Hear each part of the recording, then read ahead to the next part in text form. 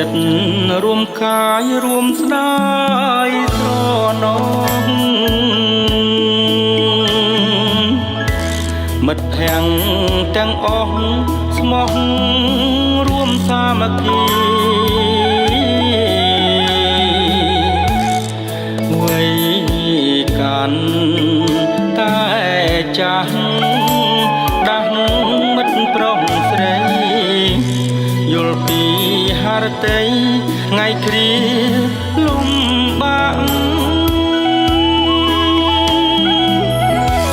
មូនិធិរួមមិត្តគិតដល់វេលា